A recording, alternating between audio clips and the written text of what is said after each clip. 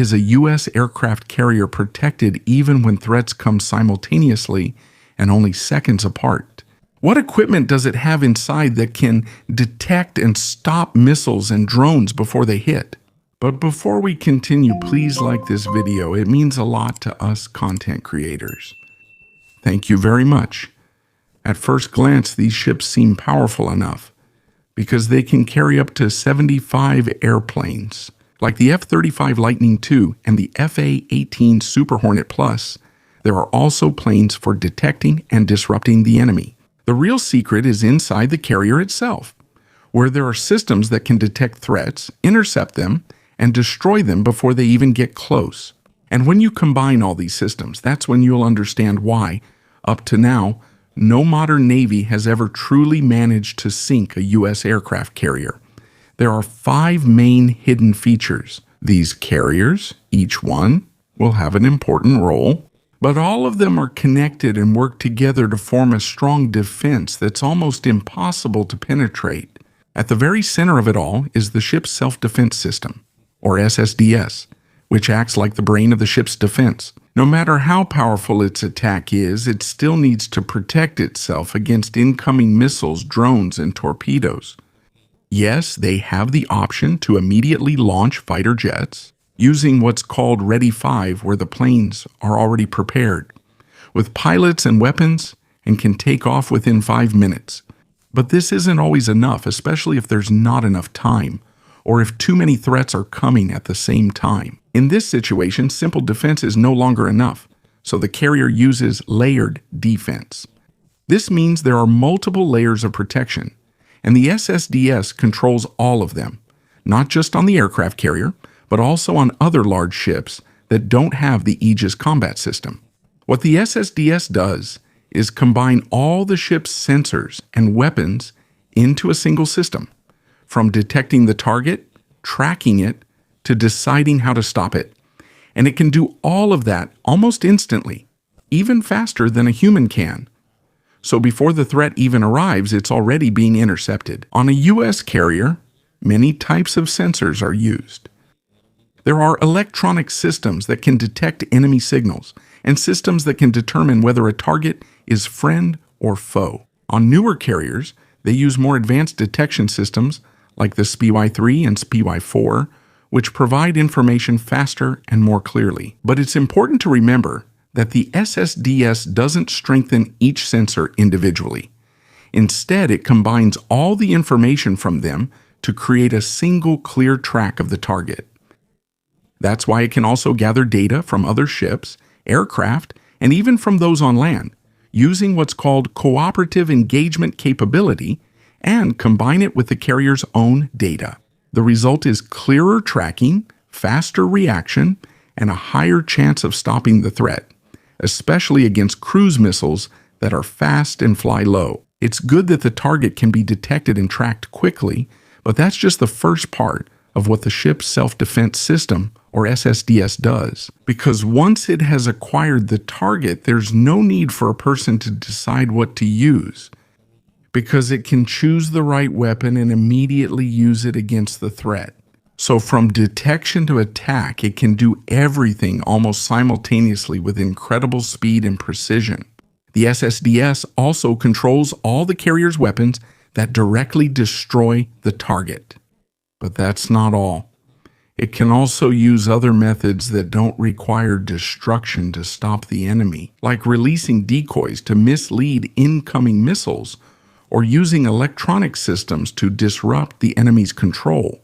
Its goal is to divert the threat's direction or make it lose its target completely before it gets close. This system is also regularly upgraded to keep up with the changing nature of warfare and the increasing number of new threats today. The current version is the SSDS Mark II, which has different versions depending on the type of ship. For example, the Nimitz-class carriers use Mod 1, while the newer Ford-class carriers use Mod 6. There is an even more advanced upgrade called SSDS Baseline 12, which has faster and more modern detection, stronger protection against hacking, and more reliable performance even in extreme situations. This upgrade also includes another very important defense called SEWIP Block 3, which is an improved version of the previous electronic warfare system.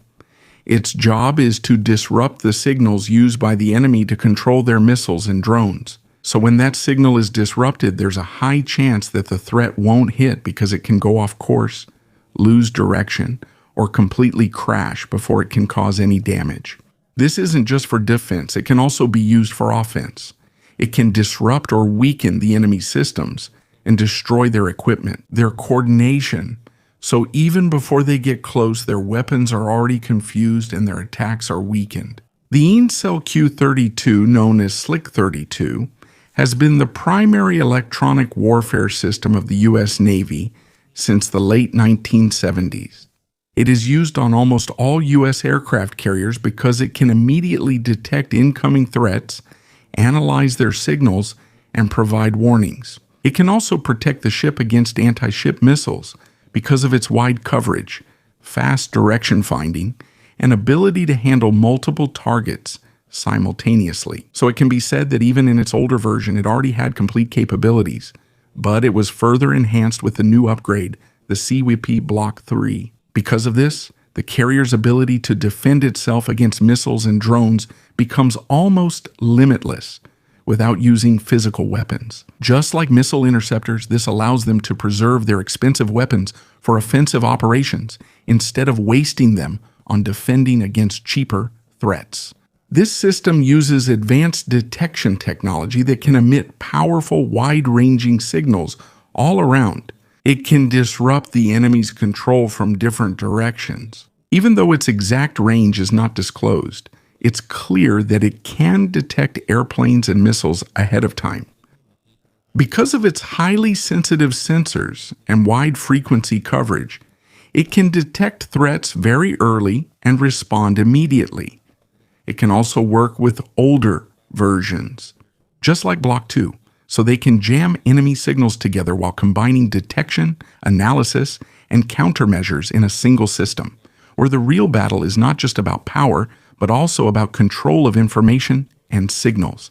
The ally becomes even stronger. The capability of the SEWIP Block 3 is that it can emit a highly focused and direct signal that can reach the target even from a distance. Because of this, it can disrupt incoming missiles and the enemy system, causing their weapons to lose direction before they even get close.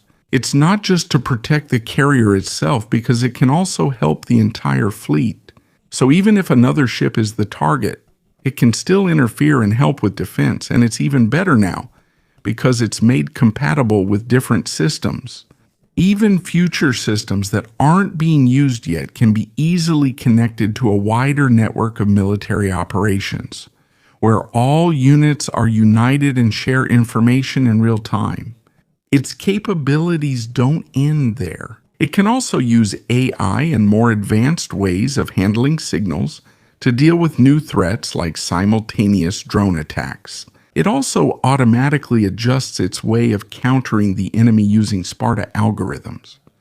In modern warfare, where control of signals and information is crucial, this is one of the most important parts of a carrier's defense. It's like a second layer behind the ship's self-defense system, and it also has the farthest reach when it comes to intercepting threats. Now let's talk about the next level of defense, direct firepower, and this is where the RIM-116 Rolling Airframe Missile, or RAM, comes in, which is a lightweight system. But it's a fast missile that can quickly respond to threats and doesn't need to be guided after launch, because once it's released, it will automatically seek and hit its target. This was made by the US and Germany for close-range defense.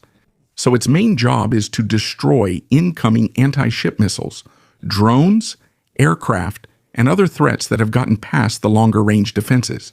This isn't just an ordinary missile, because you can clearly see how important it is for defense when it's used. The RIM-116 Rolling Airframe Missile was first used in 1992, and since then, it has had different versions like Block 0, Block 1, and Block 2. And it is now being used on more than 100 ships from different countries, including the US, Germany, Japan, South Korea, Greece, Turkey, Egypt, Saudi Arabia, UAE, Mexico, and other allies. It is also included on all U.S. supercarriers, where it serves as the last line of defense if a threat manages to get through. Even though its exact speed is not specified, it is known to be supersonic or even faster than sound, and its range is around 6 miles depending on the version. It carries an explosive weighing about 7.9 pounds that can cause severe damage upon impact. One unique thing about this missile is how it hits its target. It has 3 ways. It can follow the enemy's signal, it can track heat, or it can use a combination of both. Usually it first follows the signal.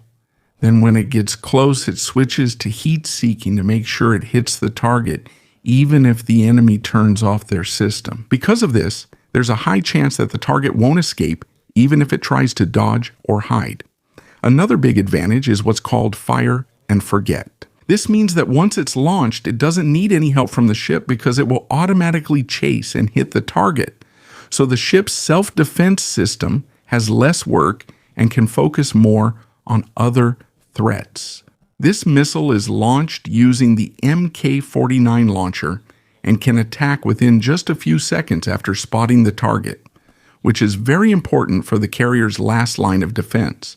And this launcher fits on a cramped deck. Without needing major modifications to the ship, it can launch 21 missiles in succession, allowing it to face multiple threats almost instantly. Because of the combination of speed, targeting, intelligence, and the number it can launch, it becomes extremely effective, especially against low-flying missiles that are known to be hard to detect and hard to hit. The reason why the RIM-116 rolling airframe missile is so effective is that it's known for its simple movement. This greatly helps it to be faster, more precise, and have better control of its direction while chasing the target.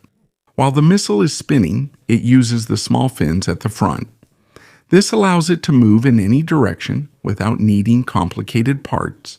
In the Black 2 version, there are now 4 of these fins for better control. In the older version, there were only 2. Because of this spinning motion, it can make sudden turns even if the target is moving very fast.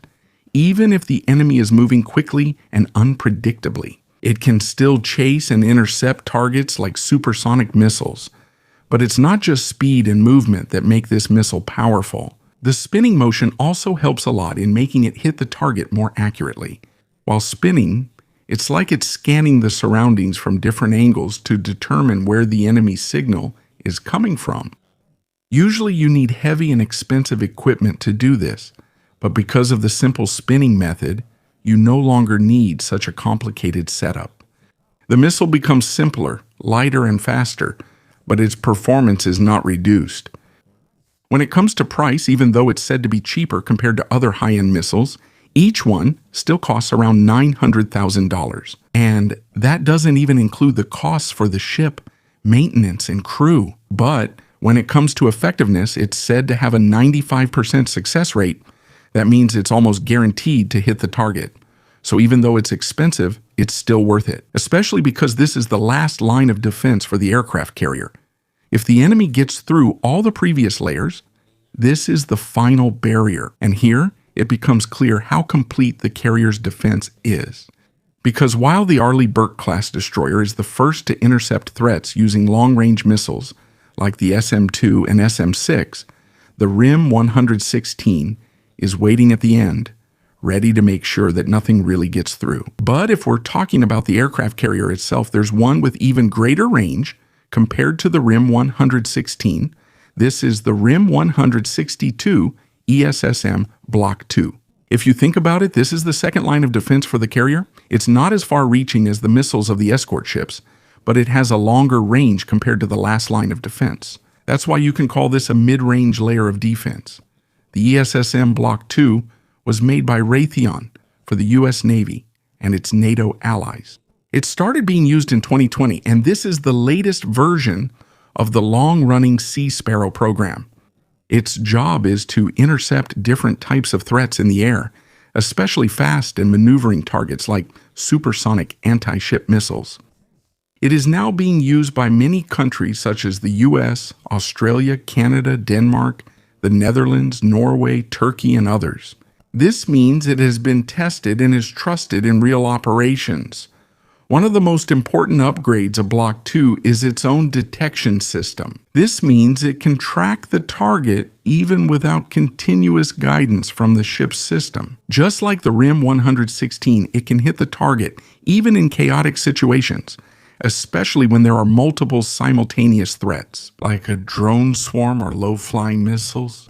But its big advantage is in range and power. It can reach almost 27 nautical miles and carries a larger warhead. It weighs about 86 pounds and has a sensor that will automatically detonate it when it's near the target. Because of its combination of range, power, and smart tracking, it's a perfect fit as the middle layer of the carrier's defense. On most ships, 4 ESSMs fit in a single launch cell, but on an aircraft carrier, the setup is different. It's placed in a special launcher that's elevated above the deck. In other words, if anything gets past the first line of defense from long-range missiles, the ESSM Block 2 is the next one to intercept before it reaches the final line of defense. But on U.S. aircraft carriers themselves, the way the RIM 162 ESSM Block 2 is launched is different. It's not launched from below the deck, instead it's launched from the deck itself, using the MK-29 launcher, a launcher with 8 slots that was specifically made for the ESSM. Usually, a carrier has 2 MK-29 launchers.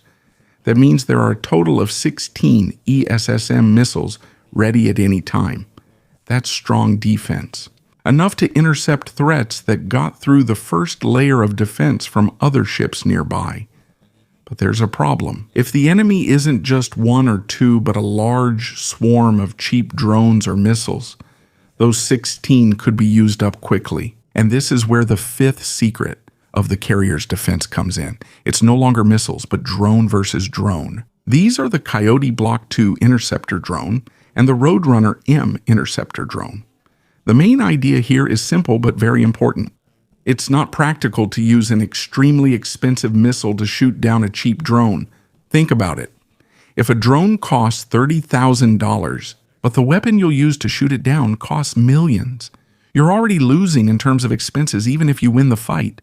Yes, if there's only one drone and the target is important, it might be worth it. But what if hundreds are coming at the same time? Even if you shoot them down, your defenses might run out.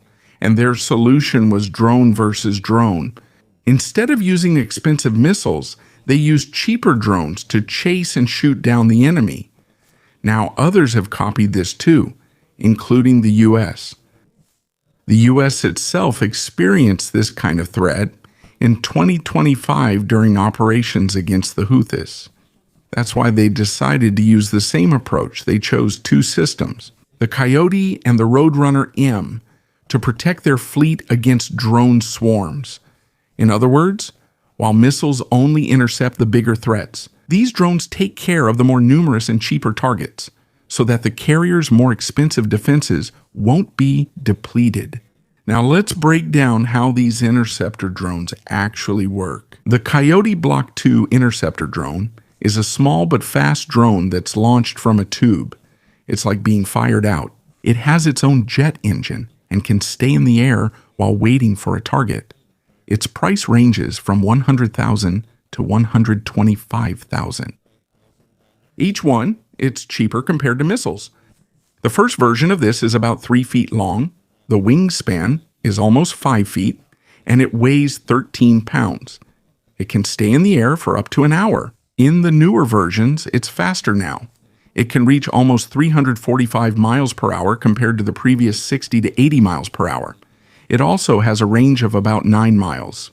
This can be used from a ship because of its special launch system, which uses a rocket assist for a quick takeoff. When it comes to attacking, the Coyote has 2 methods. First, it can explode near the target to destroy it. Second, there's a version that doesn't explode. It just uses strong energy to disable the enemy drone as it passes by.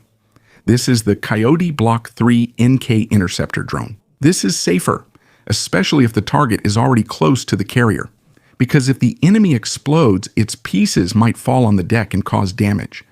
But with this version, the drone is literally just knocked down, no explosion, no collision. What's even better is that after the mission, it can return and be caught using a net. Then it can be used again. That's on a different level compared to a missile that can only be used once. Now let's move on to a more advanced option. The Roadrunner M Interceptor drone. This one is bigger, about 5 feet long, and uses 2 small ones. It also has the ability to move more aggressively because of its special control system. It carries a powerful explosive. And, according to its maker, it can carry more, has a longer range, and moves faster compared to others like it. However, it is more expensive. Each one costs around $500,000, but it has a big advantage, unlike most interceptors that explode immediately. The Roadrunner can return if it isn't used. It flies straight up from its own nest, which is like a small base.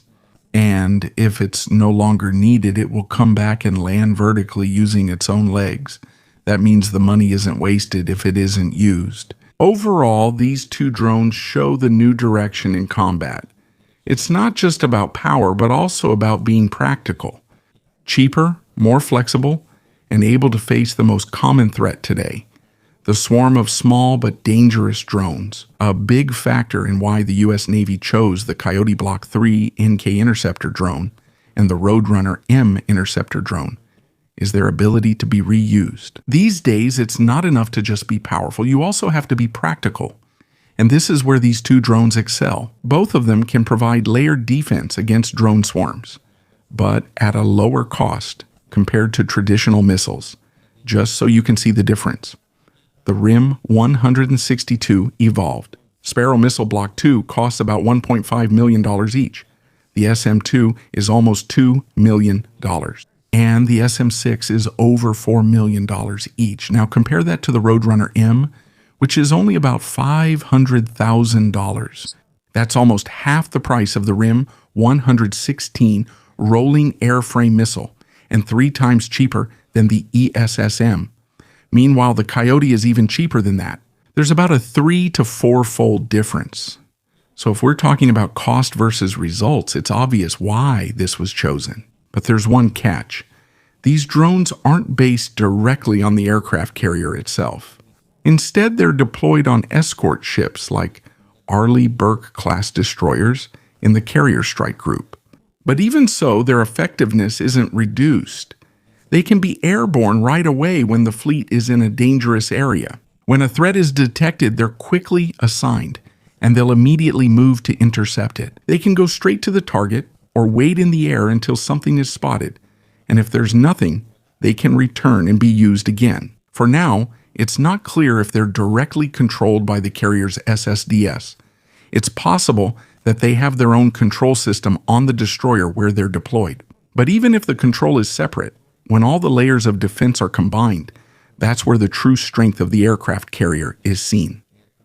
First, long-range missiles from the escort ships will intercept the threat, even if it's hundreds of miles away. If something gets through, the electronic systems will come in to disrupt the enemy's signal so they lose their target. If it gets closer, it will be intercepted by ESSM missiles at mid-range. And if something still gets through, the RIM 116 rolling airframe missile and interceptor drones are there to finish off what's left.